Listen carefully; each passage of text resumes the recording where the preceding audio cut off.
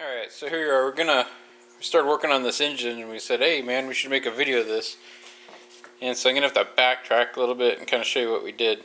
So here's where we're at right now, and I'm actually going to backtrack from this point here. Basically what happened is, started checking out this car and found a lot of water in the, mixed in with where the oil should be. And so this is, you can see it's kind of like a weird, nasty looking. So that's what it looks like when you mix your oil and your water. It's a coolant mixed in with the engine oil. So it's probably, we're suspecting it's got a bad head gasket. So ordered a head gasket kit. It should come in tomorrow, and we're gonna change out all the seals. And so I'm just gonna back up and kind of show you where we started, try to get you up to speed. So here's what the inside of the valve cover looks like on that car. As you can see, all that milky stuff in there. It's not supposed to be like that. So we're gonna clean this up. But I want to back up even farther and show you kind of what it looks like when this is on the car and how you got it off. So okay, this is a different car, and as you can see, the engine, the one we're working on, doesn't look nearly as clean. But essentially what we started out with is just came over here and checked your oil stick, and that's what it should look like, nice and clean like that. But when we did that, it was all covered in that white goopy stuff like you saw on the valve cover. Also, you pop open this is supposed to be looking like that down there, and that's supposed to be all clean. And again, it was all covered in white. So it's telling us had radiator fluid leaking into the engine and most likely going through the head gasket. So this is the valve cover that you saw over there flipped over, and the way this comes off is they're all pretty much the same. This particular one's got some bolts here, and you just take those bolts out. There's one underneath the spark plug wires. You just take those bolts out and lift that off. Then the next thing we did was we took the distributor off, and there's just 3 bolts. There's one there, and one over here. You just shake those 3 bolts and this pops off. Then we came over and we took the valve cover off, and if we're lucky, this is very similar. It's got a bolt down here and a bolt over here, and you just take those out, and then this plastic unit will come off. And so that's almost where we're at. I'll go show you the other things we did on the car we're working on. So here's a couple other things that we did. So when you take your distributor cap off, you're wanting to stuff a rag in there so the oil's not dripping out too bad. This is a heater hose. Took that apart. These are the connectors that went to the distributor cap. Where to get that off. Disconnected the O2 sensor. Going to try to avoid taking it out of the exhaust exhaust headers, because they can get stuck in there and be kind of a pain to get out. One thing I want to mention is one of the first things we did was we drained the coolant, and I don't know. Let's see. I'm going to pause the camera and see if I can find the coolant relief valve or the coolant drain valve and show you what that looks like. When you're down underneath your car, you want to be wearing safety glasses so the junk doesn't fall in your eyes. Oops. Gotta wash that off. So hopefully this is showing up right. Here is, you just unscrew that and let your coolant drain into a bucket. And this is just underneath the front bumper there. So that helps out, so when you're working on the car, you're not leaking fluid all over. If you don't already know, when you're taking these hoses apart, you just grab your clamp there with the fair locks and squeeze them, and that'll allow you to slip that back. And then you can grab the hose, kind of rock it back and forth, and that usually breaks it free. And then, like in this case, let me just pry that off. Those hoses can get pretty stuck, but if you use that method, it works pretty good. The bigger hoses are even harder, but it's basically all the same thing. Just get yourself something to squeeze the clamps off with, and then you can usually use that same wrench to wiggle back and forth and break the rubber free from the connector. I'm trying to think. Oh, we did move the power steering pump out of the way, and it's pretty straightforward. it's just got some bolts here. You just unbolt and then you can move it up. And we use the bungee cord to kind of keep it up and out of the way. Actually, and then there was a bracket. Let me see if I can find that.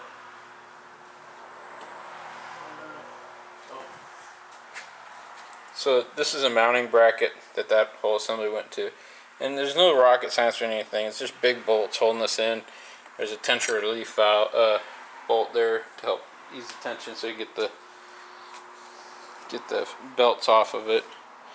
And what we did do is we lined up this first cylinder here into the top dead center, and there's an up mark here, and there's 2 slashes on either side, and you just want to kind of eyeball it, and so they should be, the slashes on the side should match up with the edge of this plastic deal, and then of course your up should read up. And you can, I don't know if you can see it down there or not, but another trick you kind of do to get yourself close real quick is you just put like a screwdriver or some kind of long socket extension in there, and you can put a wrench here. We did most of the turning from the crankshaft down below. I'll show you that in a sec. We just fine adjusted it up here.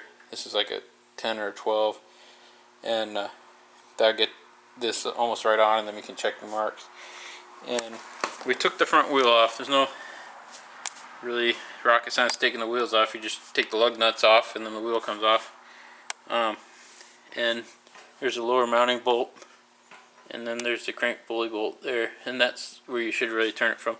If you take your spark plugs out right away, it makes this a whole lot easier because it turns really effortlessly. If you have your spark plugs still in, then you're going to be fighting the compression of the engine. So that pretty much gets you up to speed where we're at. We're also charging the battery. The battery's pretty dead. Okay, to get to the head gasket, we're going to have to do a couple things. This is called the rocker arm assembly, and we're going to take that out.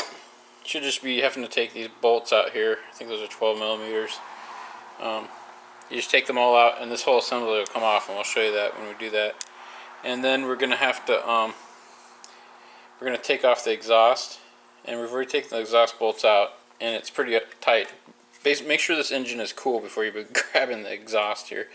It's on there really tight, so I'm going to get underneath there and break the exhaust loose from the bottom, and I'll show you that when I do that. And the intake needs to come out kind of too. Basically what we're going to try to do is there's a bracket that you can't see from here that's behind there. We're going to loosen that bracket, take the bolts off. Let me swing around the other side here. Take the intake bolts out. I think there's one there.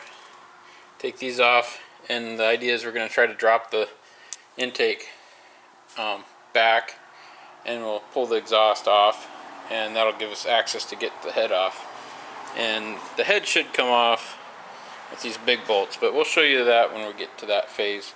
So I'm going to probably start working on the exhaust. I might take off the, I'll probably also take off the air filter. I'll show you how to do that. Okay, I want to show you some stuff on this. I'm going to do this intake next, or the air filter next. You can try to take these bolts off, but if I remember on some model Hondas, there's like a hidden one underneath that can be a pain to get to. And I don't know if this is going to work. I'm going to attempt to take this band off right here, and there's a Phillips screw right here to take this band off, and then this, I'll just show you right here, this you just pull out. So I'm like a third of the way there.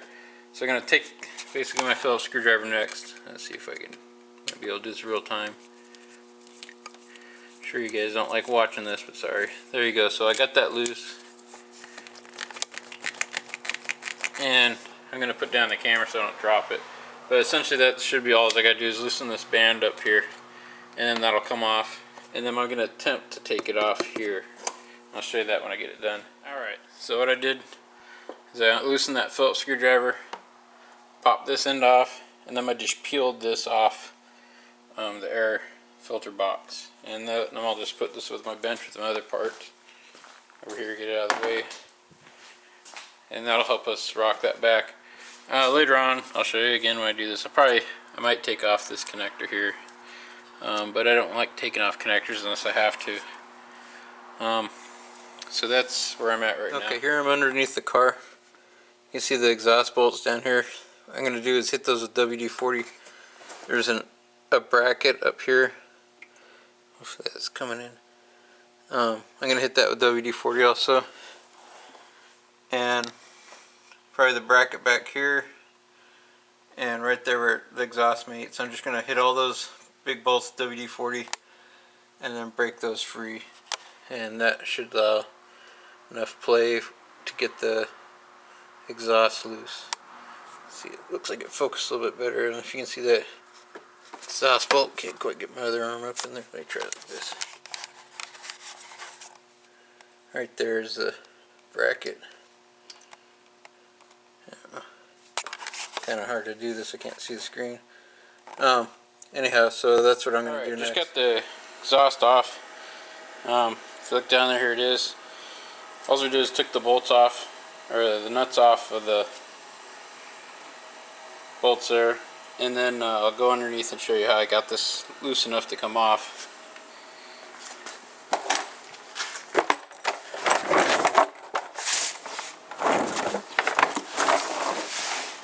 So, as I showed you before, I took the bolt out of this bracket. I didn't mess with these. These are kind of a pain to work with. I did hit them with WD-40, but I never had to work with them. What I did do, though, is get these spring deals here. And here's what they look like. They go right there. There's a spring that goes over it, and then, or actually in the front of it. Can't really see down here very good. And where'd my nuts go?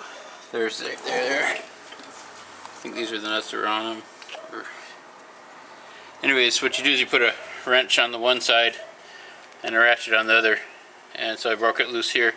Also, this has got a bracket right here. I took the screws out of here, or the nuts off this bracket, so I could get it free. As soon as I did that, I just shook it a little bit, and it broke free there. So that's pretty much all you got to do to get that off. Okay, I'm going to show this exhaust bracket. And if you follow it up, that's the bottom of the intake. And we're going to take these two screws off the bottom there. The flashlight's shining brightest. And that'll allow us, hopefully, to drop the, there's two on top, but we're not going to mess with those. We're going to take these bottom ones out, hit them with WD-40. I'm just letting them soak for a little bit. We'll take those out, and hopefully that'll give us access to taking the intake. Okay, Mike, what are we doing here? Well, the first thing I'm going to do is take the valve train out. I've already started removing some of the bolts, and what you want to do is you want to start in the center and work your way out in a circular pattern. So I'm going to take this, break these loose one at a time. 1, 2, 3, 4, 5, 6, 7, 8, 9, 10, like that. Alright. So I've done that. I broke them all loose, and then I just zip them out with this gun. Okay. Once I get them all out, I just leave the bolts in there and remove the whole assembly, bolts and all, set it on the bench. Alright. Forget about it. We'll pick it up when we start taking that out. Okay. We're going to take this guy off here, and then we're going to get the belt off the crank pulley. So what we did is loosen these two screws on the, or nuts on the alternator, which allowed us to loosen the alternator belt, which goes around the bottom crank pulley. And so that's what we're working on. Okay, all I did is I just popped the oil drain plug bolt out. Taking the oil out. That's some nasty oil. I don't know if that's showing up on camera. It's all looks like a milkshake. And we discovered, I'll show you this here. Where's it at? Up here, our engine motor mount shot. So we're going to take that out. And which will mean we're going to come up here. We're going to have to jack the engine up, support it, and then we're going to loosen these guys here. And that'll allow us to take tension off that engine motor mount and swap that out. And also, while we're down there, we'll get to that bottom crank pulley. We're going to pull that off. And I'm probably going to pull the drip pan off and change the gasket on that. So this motor mount was up in here. We took the side bolt out and then took the nuts off the top of it, and we couldn't get it to clear, and we knew the bottom motor mount needed to come out. So we jacked up the engine on that block there and took the bottom motor mount out there, and then we lowered the engine, and that gave us enough clearance to get that motor mount out. So that's where we're at right now. And now we're supporting the engine with the jack. So that's the only thing supporting the engine at this point. So you want to leave that there until we get the mount back in. Alright, so we ran into a little bit of a glitch here. You can't really see it probably, but there's a bolt that goes through that holds this plastic timing cover on there, and you can't get at it. So we're going to take this pulley off.